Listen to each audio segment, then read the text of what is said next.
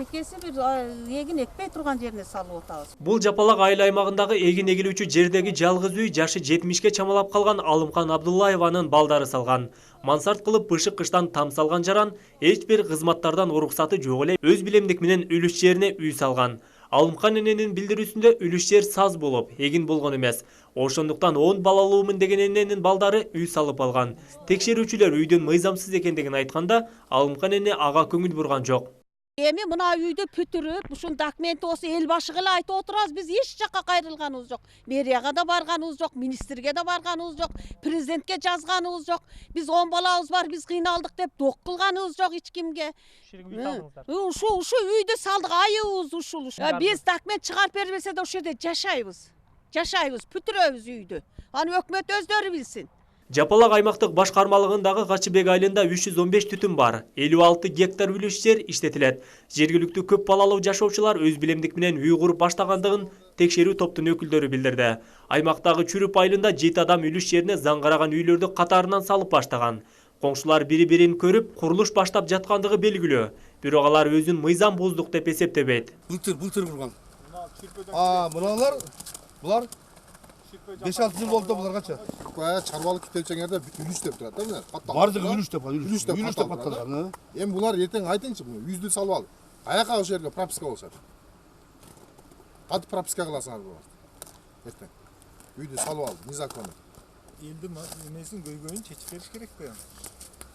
Болсо башынан салдырбаш керек эле бул жерди. Бүгүнкү текшерүүнү Ош мэриясына караштуу шарк куруу жана архитектура боюнча Ош шаардык башкы башкармалыгы, Ош шаардык мамлекеттик каттоо кызматы, экологиялык коопсуздук боюнча мамлекеттик инспекциясы, Жапалак айыл өкмөт өкүлдөрүнүн катышуусунда уюштурулган. Тийиштүү кызматтардан үлүш жерге үй салууга уруксат берилген эмес. А бирок жашоочулар документ айыл өкмөт тарабынан берилип, үй салууга макулдук алышкандыгын билдирүүдө. Уруксат берилген.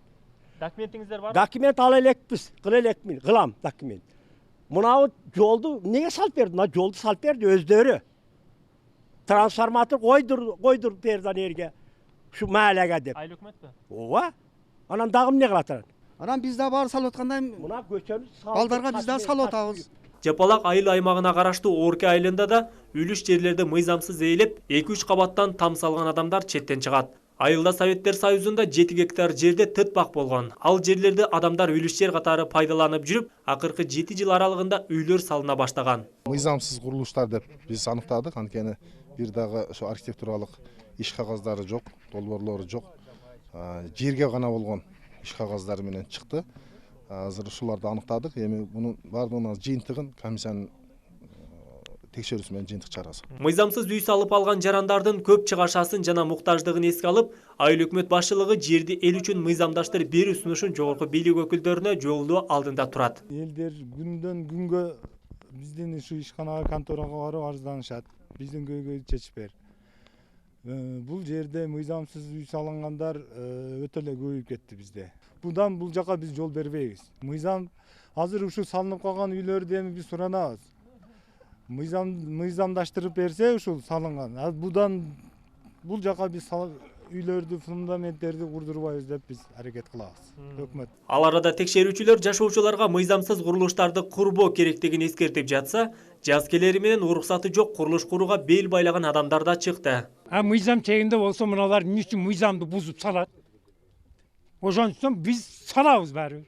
Жапалак айыл аймагында жалпы 13 айыл болсо, баарында мыйзамсыз курулуштар орун алган.